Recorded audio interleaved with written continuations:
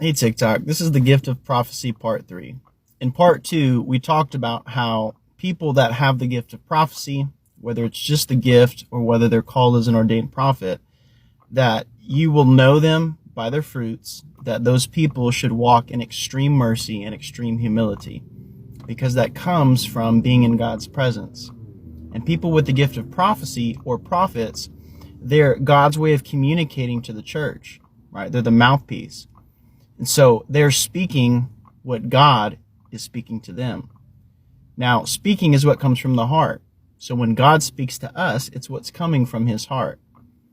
And so it's very important to be able to cultivate your life and your lifestyle in mercy and in humility, right? That'll do something to you. It'll change you. It'll affect the way that you love God and you love others. But also, I wanted to talk about how sometimes people with the gift of prophecy, they can give false prophetic words or words that fall to the ground because of their pride. Now, the gift of prophecy will work sometimes in pride. And the reason why it works is because God has grace, right? He's still willing to give us something that we don't deserve, like the gift of prophecy.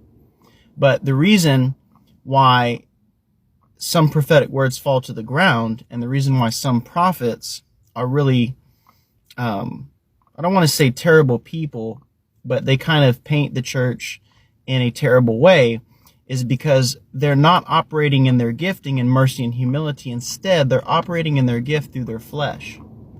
And one thing that we have to consider with anybody in the church, any Christian, whether you're a baby Christian or a mature Christian, is that everything that God gives us as his gift is good, but we're still being sanctified, we're still growing, we're still maturing, we're not perfect.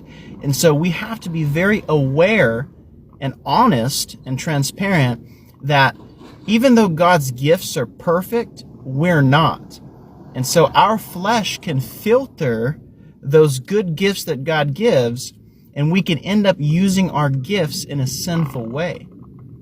And so we have to be willing in humility, understanding God's mercy, to humble ourselves and repent from the fleshly understanding we have, the fleshly perspective that we have, and the fleshly actions that we can walk in when it comes to our gifting. An example might be God might give you a prophetic word for restoration, but because you've been offended and hurt and not healed, you might give a prophetic word that God's going to bring judgment. And that's not right. We've got to do what God said to do.